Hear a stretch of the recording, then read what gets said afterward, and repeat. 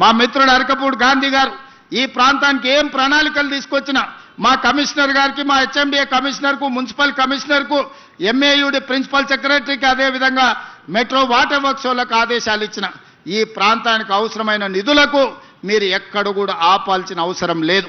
ఎందుకంటే ఒకనాటి ఖైరతాబాద్ 7 అసెంబ్లీలు అయింది. ఇవాళ కుత్బుల్లాపూర్, కంటోన్మెంట్, కుక్కట్పల్లి, షేర్లింగంపల్లి, ఖైరతాబాద్, జూబ్లీ హిల్స్, అంబర్పేటలో కొంత భాగం, ఇవన్నీ ఆనాడు పీజేఆర్ గారు నాయకత్వం వహించిన ఖైరతాబాద్ నియోజకవర్గం 7 అసెంబ్లీలు అయింది. ఇవాళ షేర్లింగం అది 2009లో. మరి 2009కి 2029కి ఒకే రకమైన పోలిక ఉంది. ఆనాడు పీజేఆర్ గారు నాయకత్వం వహించిన ఖైరతాబాద్ 7 అసెంబ్లీలు అయి 7 మందిని ఎమ్మెల్యేలు చేసింది. ఈరోజు మా మిత్రుడు అరకపూడి గాంధీ నాయకత్వం వహించే షేర్లింగంపల్లి కనీసం 4 అసెంబ్లీలు అవుతుంది 29లో.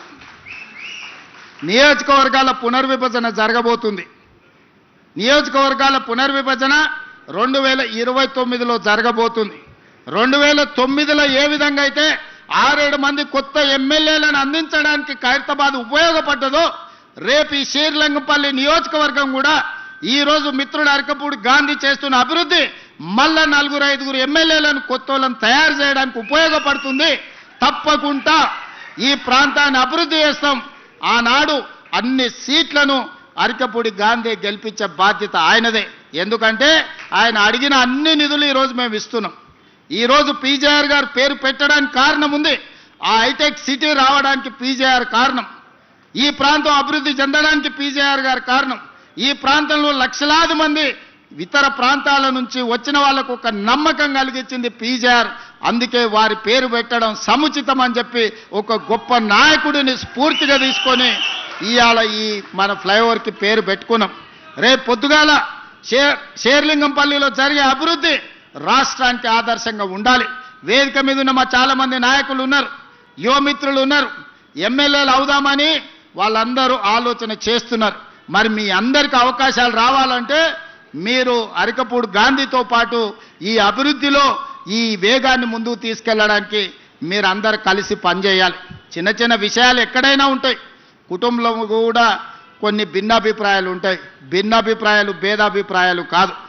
మీ అందరినీ కాపాడుకునే బాధ్యత మిత్రుడు శ్రీధర్ బాబు గారిది. ఎందుకంటే వారికి చతురత తెలుసు, రాజకీయ వ్యూహం తెలుసు. పివి నరసింహారావు గారు ప్రాతినిధ్యం వహించిన మంతనికి వారు ఎమ్మెల్యే. మొదట పివి నరసింహారావు గారు, ఆ తర్వాత శ్రీపాదరావు గారు, ఆ తర్వాత శ్రీధర్ బాబు గారు మంతని నుంచి రాష్ట్రానికి దేశానికి సేవలు అందించారు. మరి వారి నుంచి వారు ఎంతైనా నేర్చుకొని ఉంటారు కదా.